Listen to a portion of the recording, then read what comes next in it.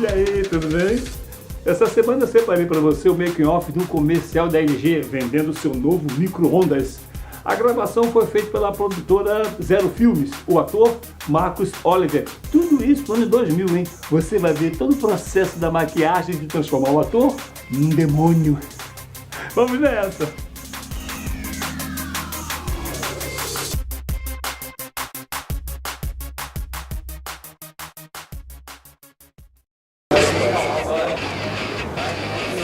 Vamos pintar isso aí.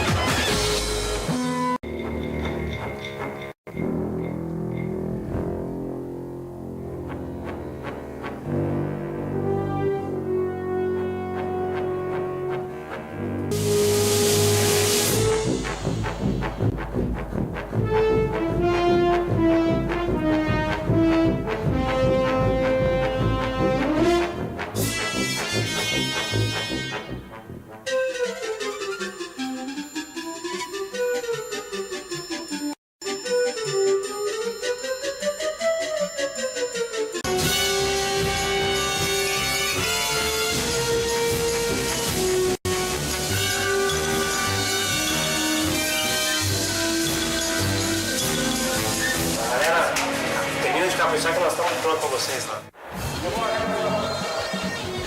Uma distância que vai sofrer, ao invés de falar assim não dá, assim não dá. É uma coisa meio assim. Assim não dá. A gente escolhe ela vai apavorar.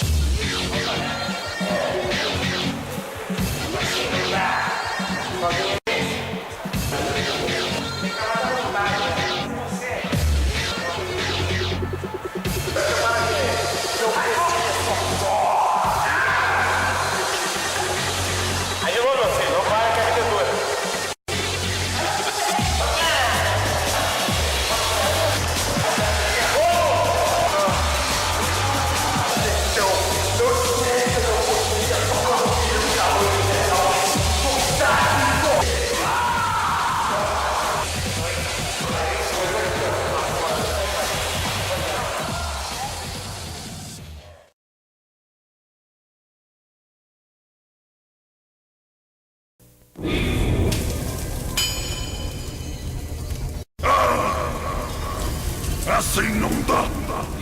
Foguinho mijo não serve pra nada. Não assa nem uma rolinha. E essa brasinha então não esquenta, não cozinha, só torra.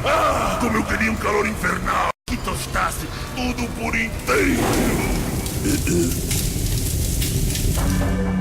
Novo micro-ondas LG. O único que aproxima o calor dos alimentos e assa tudo por inteiro. Novo micro-ondas LG. Os outros